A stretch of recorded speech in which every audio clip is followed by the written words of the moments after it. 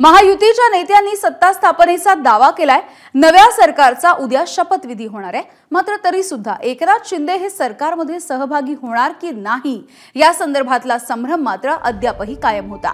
पण आताच्या माहितीनुसार मंत्रिमंडळामध्ये सहभागी होण्याच्या संदर्भात शिंदे हे सकारात्मक असल्याची माहिती सूत्रांनी दिली आहे। राजभवनावरती जाऊन सत्ता स्थापनेचा दावा केल्याच्या नंतर देवेंद्र फडणवीस, एकनाथ शिंदे आणि अजित पवारांनी पत्रकार परिषद घेतली। त्यावेळी बोलताना फडणवीस यांनी एकनाथ शिंदेंची भेट घेऊन त्यांना सरकारमध्ये सहभागी होण्याची विनंती केल्याचं सांगितलं।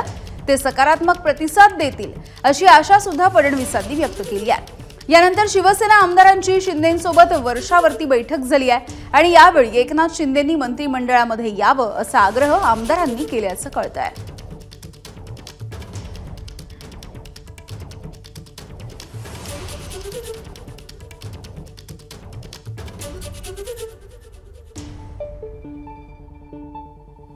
मी स्वतः काल माननीय मुख्यमंत्री एकनाथराव शिंदेजी यांना भेटून त्यांना विनंती केली की शिवसेनेच्या वतीनं त्यांनी मंत्रिमंडळात राहावं आणि मी त्यांना हे देखील सांगितलं की शिवसेनेच्या आमदारांची आणि महायुतीच्या सगळ्या आमदारांची देखील या ठिकाणी ही इच्छा आहे।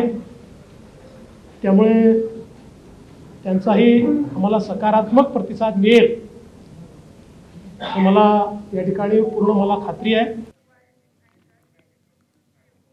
दरम्यान देवेंद्र फडणवीसांच्या विनंतीच्या नंतर मंत्रिमंडळामध्ये सहभागी होणार की नाही हे संध्याकाळी सांगतो असं उत्तर एकनाथ शिंदेंनी दिलंय।